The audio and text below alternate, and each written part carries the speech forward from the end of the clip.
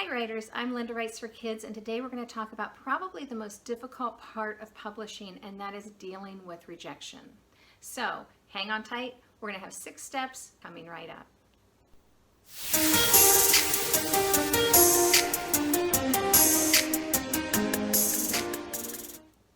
Okay, so before we get into the actual 6 steps to deal with rejection, let's talk for a minute about what rejection really is, because this is important.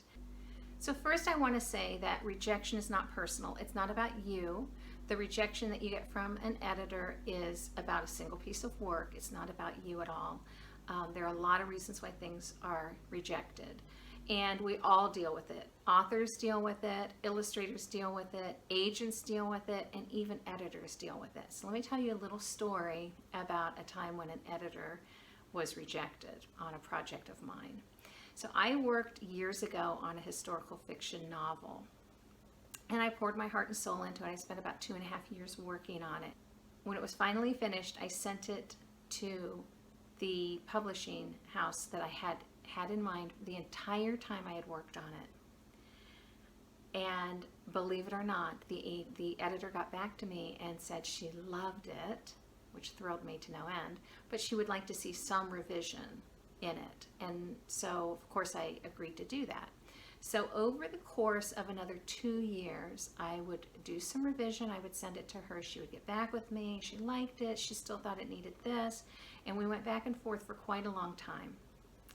At a certain point, she was really satisfied with it. And she then said, you know, the only thing left to do is to have my publisher read it and sign off on it. So the publisher is like the top editor at the company, at the publishing house. So a few weeks later, probably a couple months later, by the time the publisher read it, I got an email from this editor, and she said she's rejected it. And I was crushed at that point, because it had been a long time getting to that point, and I had so satisfied the editor, but she was a newer editor, and she said that the publisher told her historical fiction wasn't selling that well for them right now, and so they were going to pass on it. So that's a time when even an editor got a rejection. So it doesn't mean you're not good. There are a lot of reasons. It could be like in that example where they weren't being very successful at selling that type of manuscript at that moment. So it could be something like a trend like that. It could be that it's just not to that specific editor's taste. I was recently at a conference, well, within the last year, I was at a conference and I was talking about a graphic novel that I was working on at the time, and I had a face-to-face critique with an editor, and she said, you know, what is the kind of not the topic, but is it like antics? Is it like, I said, yeah, it's kind of like a lot of antics, like in-school antics. And she said, it's not really my thing. She invited me to send it to her nevertheless, but she, you know, that's just not something that she's interested in. She likes different kinds of themes. So it could be that you've sent it to someone who it just doesn't match their taste in books, and that's okay. It could be that they're already working on something similar. I'll tell you another one of those times in my life when I was sadly or sorely disappointed. I was working on a nonfiction on a conservation subject that I felt had it all. And I had, again, a publisher in mind that I thought, you know, I would really love to send it to this publisher. They do a lot of this type of book, and they do them so well.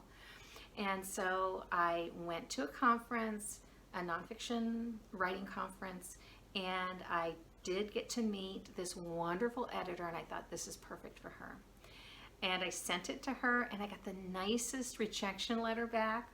But she said, I love the writing, I love the topic, I think it's an absolutely wonderful book to have out there. And she said, unfortunately, we are already working on a book of this very type. And she, you know, she said, in parentheses, great minds think alike, which didn't really make me feel any better, but it did explain why she could not publish my book. So that was a time when I was rejected, just for the simple fact of they already had that in the works. It could mean that it never even saw an editor's desk. Back in the day, we used to have to send physical copies in to publishing houses, and these things would stack up into these huge piles, and they called it the slush pile because it was just like this pile of manuscripts, like just this out of control growing pile. And they would take whoever was the lowest on the totem pole there, and they would basically put them in a room with the slush pile and say, start reading. If you find anything that really jumps out at you as wonderful, pull it and we'll read that. But, just get rid of the ones that don't speak, that you just don't think are right for us.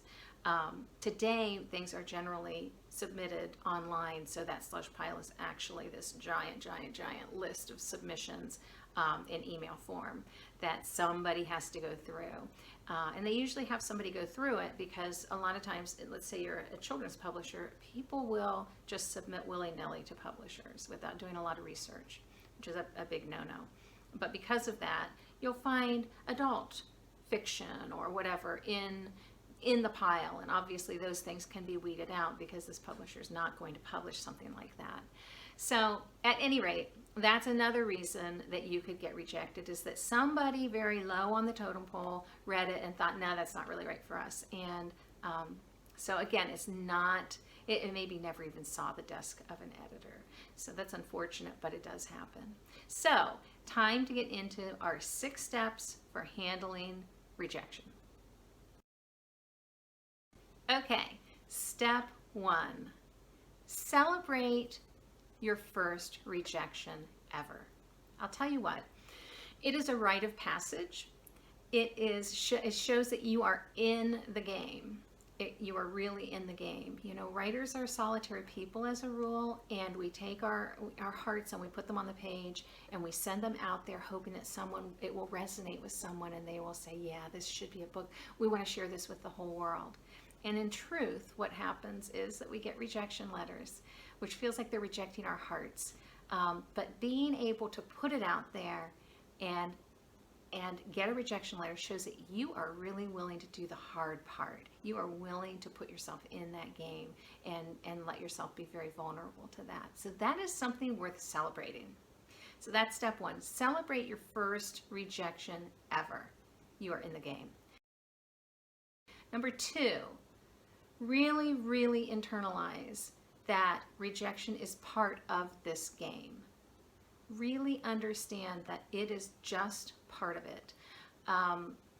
If you were a model and you did a photo shoot, they would definitely choose the image that they liked the best to use it, and they would discard the others. Okay, but you wouldn't feel like you were a terrible model because they discarded several different images. If you were a baseball player and you were tagged out and didn't make it to the home plate, you wouldn't consider yourself to be a terrible baseball player. It just is part of that game. It's how it works. And this is how this works, is that you get a lot of rejections in comparison to how many acceptance letters you get. It's how the business works. So try to really internalize that it's not about you. To a certain extent, it's a numbers game. Finding that your manuscript landed on the right editor's desk at the right time is kind of a little bit of a numbers game, because we have no knowledge of what they're working on. We have limited knowledge on what they love and what kind of a voice speaks to them. So it really is, to a certain extent, a matter of sticking to the game plan and just going through the motions until you get to where you need to be. So internalize that rejection is a serious part of this industry. Step number 3, find supportive people to talk to, a partner in your life, a good friend, a critique group. If you have a group of writers that you work with, they can be a really great source of commiseration over rejection letters and understanding. If you don't have any of those, or even if you do, you can find very supportive people, writers that are on Twitter, are in Facebook groups. There's a Reddit thread for writers, and all of those places are places where you can go to find support when you're feeling down, because you do feel down when you get a rejection letter. It's not easy. It's one of the hardest parts of writing. So find supportive people around you to talk to. It really does help. Okay, step number 4. If you need to cry, cry. I think we've all been there. It's hard. So cry if you need to. Go outside and take a walk if you need to. Go into yourself and really ponder it. Give it some time. Do some internal mourning if you need to get over it. It's okay to feel your feelings. So, but then you've got to pick yourself back up and you got to continue on. Okay, step number 5, take a look at that rejection letter and see if there are any helpful hints in it. Now, a lot of times rejection letters come to us with no hints of help at all. They're just a real, you can kind of tell it's a form letter because it's got your name inputted in it. It might have the title of your book inputted in it, but it doesn't say anything specific at all. If you find, however, that there is any word of help in there, you know, I thought that while I felt that your description was really lovely, I really needed more characterization, for example. That is actually an invitation to send to that editor more of your work. So it's just kind of an unwritten rule in the publishing world that if you get that kind of input, take that as a send me more, you know, something different. They're not saying revise this and send that back. If they're asking for that, they'll be very specific. If you would work on this, I would be happy to look at it again, that sort of thing. If you don't get a flat out invitation to revise and resubmit, don't do it. But if you do get a hint of something personal that is saying, send me other work of yours. So take a look, see if there's any hint of help with how to revise your work, this particular piece, to send out to someone else. And if so, strongly consider that option, that editorial feedback. Okay, and then the 6th step for surviving rejection is to get back to work. Remember, this is a game of persistence. You are the only person who can vote yourself off the island. As long as you choose to, you can be writing, improving your craft, and sending your work out to editors. Getting back to that baseball analogy, you're the only one who can take your ball and go home. And you're free to do that. But if you want to be a published author and publish traditionally, you want to stick with the game, stick with the plan, keep improving, keep sending until you get that acceptance letter. And it'll come in time. So those are my 6 steps for surviving the rejection letter. If you like this, please give me a thumbs up, subscribe below, and hit the bell. That way you'll know when I have new content uploaded. And until I see you next time, happy writing.